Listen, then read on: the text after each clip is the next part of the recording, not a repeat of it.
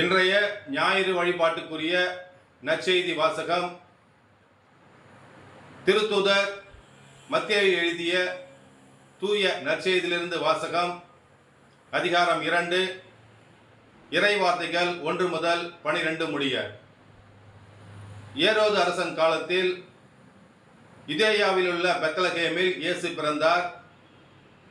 அப்போது கிழக்கிலிருந்து ஞானிகள் எருசலேமுக்கு வந்து, யூதர்களின் அரசராக பிறந்திருக்கிறவர் எங்கே? அவரது மீன் எழக் கண்டோம், அவரை வணங்க வந்திருக்கிறோம் என்றார்கள். இதை கேட்டதும் ஏரோது அரசன் கலங்கினான். அவனோடு எருசலேம் முழுவதும் கலங்கிற்று. அவன் எல்லா தலைமை குருக்களையும் மக்களிடையே இருந்த மறைநூல் அறிஞர்களையும் ஒன்று கூட்டி, மெசியா எங்கே பிறப்பார் என்று விசாரித்தான். அவர்கள் அவனிடம், யூதேயாவில் உள்ள பெத்லகேமில் அவர் பிறக்க வேண்டும். ஏனெனில் யூதா நாட்டு பெத்லகேமே, யூதாவின் ஆட்சி மையங்களில் நீ சிறியதே இல்லை. ஏனெனில் என் மக்களாகிய இஸ்ரேலை ஆயிரென ஆள்பவர் உன்னிலிருந்தே தோன்றுவார் என்று இறைவாக்கினர் எழுதியுள்ளார் என்றார்கள். பின்பு ஏரோது யாருக்கும் தெரியாமல் ஞானிகளை அழைத்து கொண்டு போய் விண்மீன் தோன்றிய காலத்தை பற்றி விசாரித்து உறுதி செய்து கொண்டான்.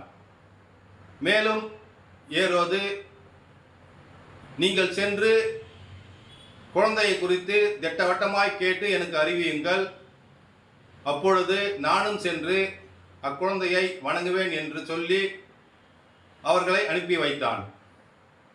அரசன் சொன்னதை கேட்டு அவர்களும் புறப்பட்டு போனார்கள். இதோ முன்பு எழுந்த விண்மீன் தோன்றி குழந்தை இருந்த இடத்திற்கு மேல் சென்று நிற்கும் வரை அவர்களுக்கு முன்னே சென்று கொண்டிருந்தது.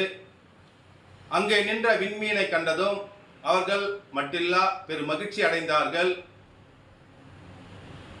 வீட்டிற்குள் போய் குழந்தையை அதன் தாய் மரியா வைத்திருந்ததை கண்டார்கள்.